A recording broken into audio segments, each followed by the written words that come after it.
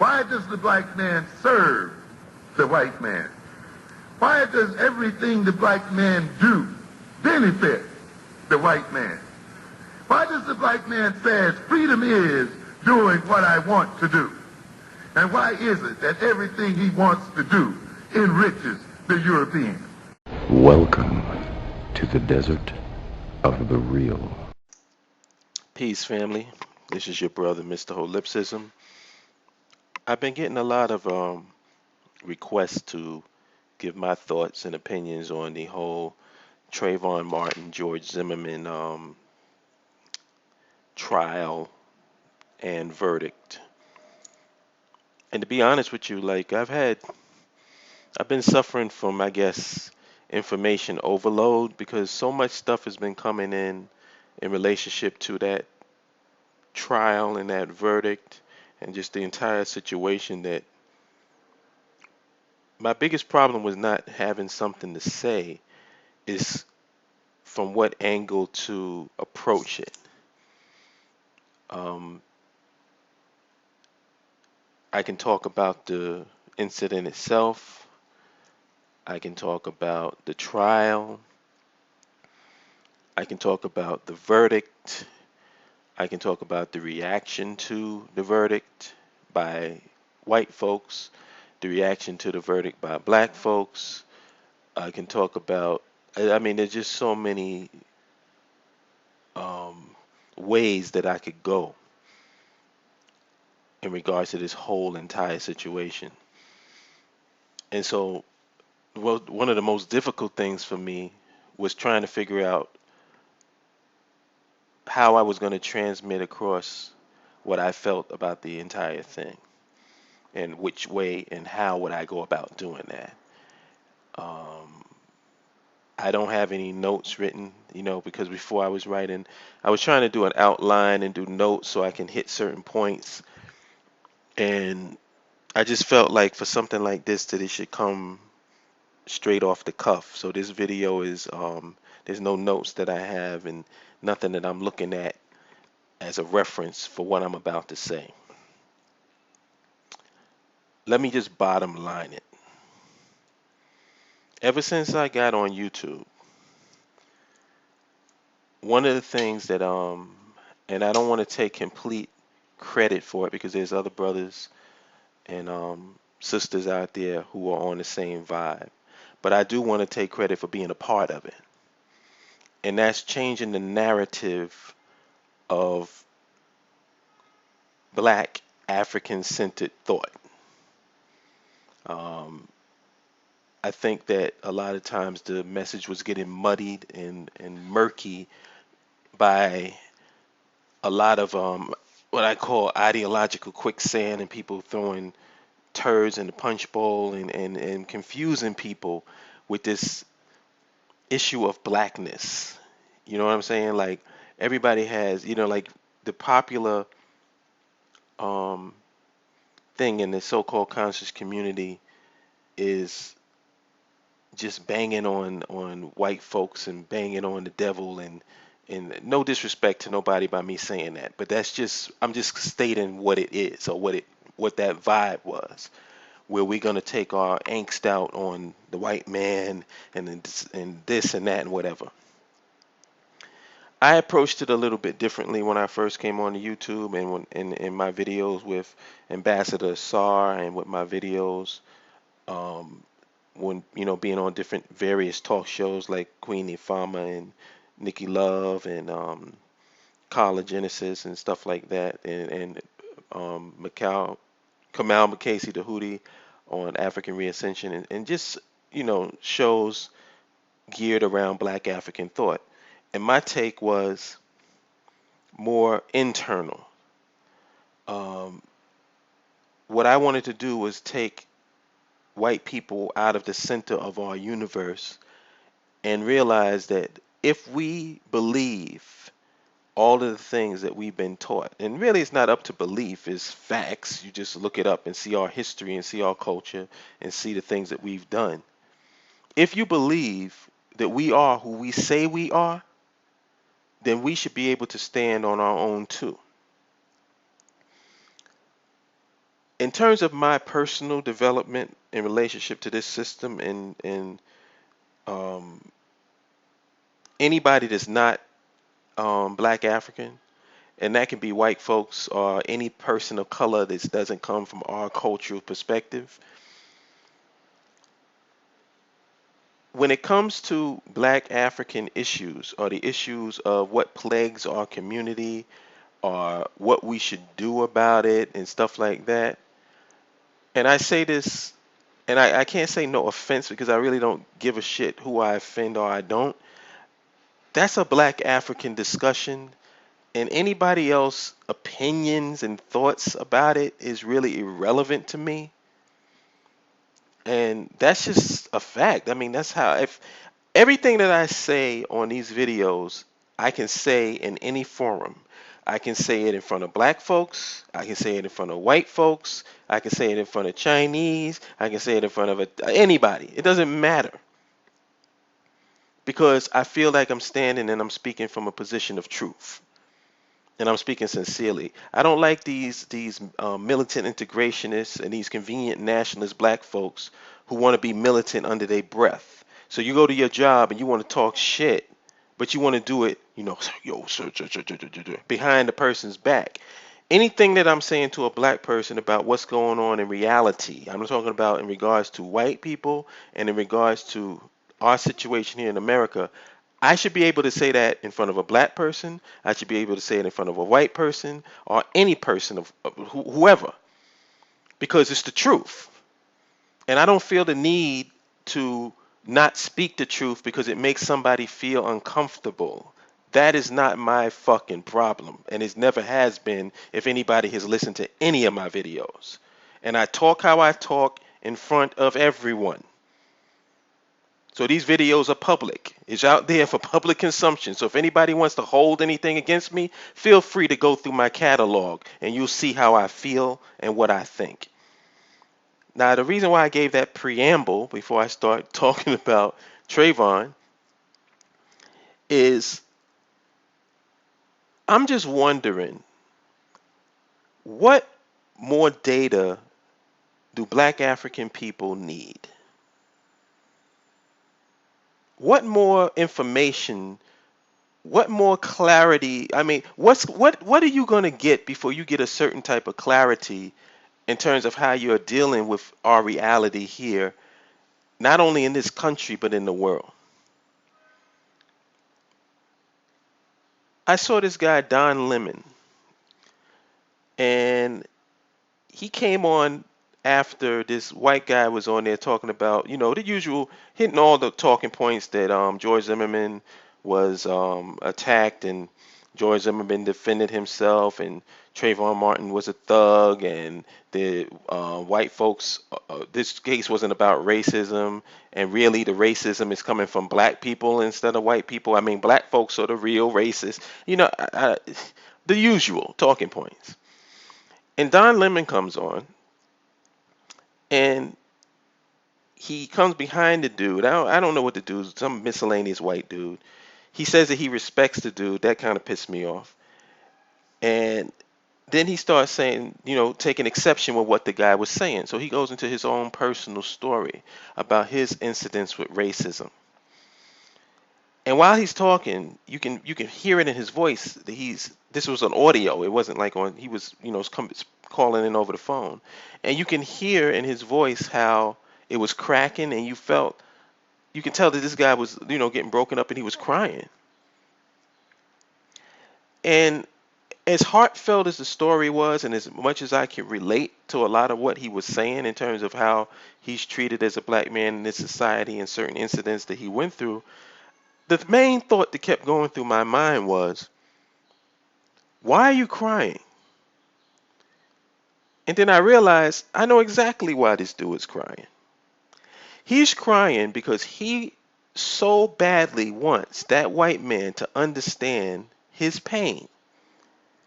He wants that white man to know what he goes through, to have some empathy for his situation, and to just not be so flippant and dismissive and disrespectful of what he has to go through as a person. And so the part of his pain, I felt that, like, when I listened to the story, it felt like he had more pain about this white man not understanding what he went through than what he actually went through. He said he told a story about how he's in his mid 40s, and he still has to call his mom when he's on the phone with his mom when he's going home, and he gets off the phone with her when he gets in the house, and she knows that he's in there. And that is within itself a painful situation. But then it seemed to make it, like, to trivialize that and to put more emphasis on the fact that this guy is not feeling empathy for your situation and your experiences. Just knowing that helped me decide what I was going to dedicate this video to. And if you notice, this is at the 10-minute mark, and I haven't even gotten into the whole Trayvon shit yet. I'm just giving a foundation for what I'm about to say next. How long are we as Black African people going to keep asking a snake not to bite us? And I'm talking about in relationship to my people, our culture, and the way we are perceived by the entire fucking world. We have no friends. We have no allies. Everybody has turned on us. The Alex Joneses have turned on us. I know a lot of y'all out there love Alex Jones. He's a, what is he? He considers himself a libertarian conservative, whatever. He's turned on us. The libertarian movement has turned on us. The Democrats have turned on us. The Republicans have turned on us. The independent parties have turned on us. The other people of color have turned on us. Anarchists have turned on us. Marxists have turned on us. I mean, when it comes to hating black folks, everybody can universally agree that they do not like black people. So my question is to black folks. I've been sitting on this computer, speaking into this microphone, and talking about a socio-economic and political infrastructure in our community that we solely control. From day one, this is what has been my main talking point. So my question to you in regards to this whole Trayvon Martin, George Zimmerman situation is this. When are you going to wake the fuck up? And when are you going to start mobilizing amongst your own people, lay aside your petty differences, and realize that if you check the foot that's stuck in your ass, if everybody turns around and collectively looks at the foot that's stuck up your ass, it is not a Black African foot. Now, a lot of people say, oh, well, black folks are just as bad against us as white folks are. Fool. Black folks who are against other black folks work in the interest of white supremacy. It's not like they out there empowered strictly on their own and they work against us. They're working to serve in the interest of someone else. So that's like me saying, I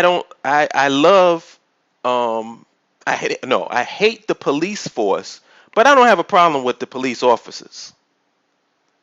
Huh? The police officers work for the police force. So if you got a problem with the force, you got to have an issue with the officers that carrying out the duties. I mean, that's just basic common sense. So my question is, that's it. It's like, when are we going to wake the fuck up and realize that we are all we've got? I mean, I guess a lot of people were expecting me to go into this whole thing about the ins and outs of the trial and the prosecution and who did what and if this charge is right and then what about this witness. This is all just, this whole thing is a fucking dog and pony show. It's there to entertain you. It's there to piss you off. It's there to do whatever it's there to elicit emotions out of you so you can get distracted and not get focused on what the fuck you supposed to be focused on. And what's that? Closing up fucking shop, coming to the fucking conclusion that there's nobody that's our friend. We are all we've got. And until your black African ass realize that, you're going to be getting outraged about Trayvon Martin situations from now into eternity. Because there's going to be another black youth that gets killed by this system. See, George Zimmerman was an honorary white man. And the reason why, see, I'm in film, and I love this because I can relate to this. In film, what makes people connect with a character? Because they can identify with the character. The reason why George Zimmerman became an honorary white man is because white folks could identify with him. White folks are naturally scared of young black males. So when you see that this guy had an opportunity to kill one, and then it's under these, like, the only one who really knows what went down was George Zimmerman. So they're going by George Zimmerman's story. This was a thug that was beating his ass, and he got a chance to pull out his gun and kill him. Do you know that is a fantasy for a lot of white folks? So George Zimmerman was adopted by white people, and he became an honorary white man. I mean, I actually heard a guy online say, my guy won. A white guy said, our guy won. Like, I thought y'all said that this dude wasn't white. Oh, that's right. He's an honorary white man. When are we going When are we going to get the fucking picture, man? When? I'm outrage weary. And I told people before this case even started what the result was going to be because I already knew. None of this stuff shocks me. None of this stuff. I mean, of course, I'm upset that another black kid is thrown on the altar of our stupidity, thrown at the altar of our cowardice, thrown at the altar of our inability to mobilize and get it through our thick fucking skulls what a social, economic, and political infrastructure is, and why the fuck we ain't going about the process of building one. Why are we not forming bridges amongst all of these fractions in our community? You still, after the Trayvon Martin, George Zimmerman whole thing has gone down, and you are still letting religion or some ideology keep you from connecting with another brother who could possibly be the next body on the fucking cement, then it's a wrap. It's a wrap. Why do you think I haven't been doing this? I haven't been doing these videos because I'm trying to do something on my own amongst the people, amongst my circle, to try to empower my circle, empower myself to get something done, to be successful. I'm tired of talking. I have nothing further to say. So I'm sorry if this video is a disappointment to you or whatever, but this was my take on the whole Trayvon Martin, George Zimmerman situation, part 1, because there's going to be part 2, part 3. There's going to be plenty of sequels to this one. Just change the names. It's going to be the same fucking story. Black bodies just being lined up and piled up on top of each other while we sit back like fucking cowards and refuse to get over our bullshit and come together as a people. And I'm not talking about the masses of black folks. I already know that that's not going to happen. I'm talking about the people who have dedicated their time and their lives to achieving knowledge.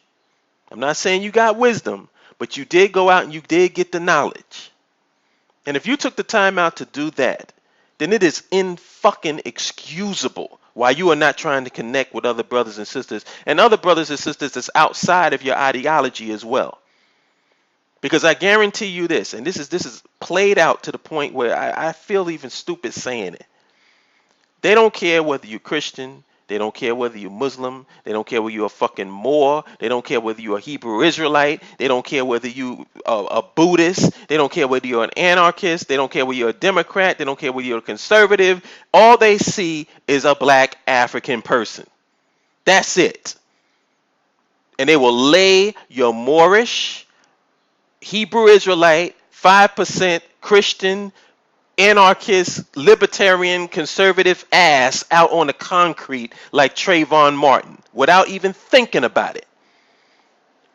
So the very thing that they will unite, and they unite us through their racism. In their eyes, through their racist eyes, we are all the same.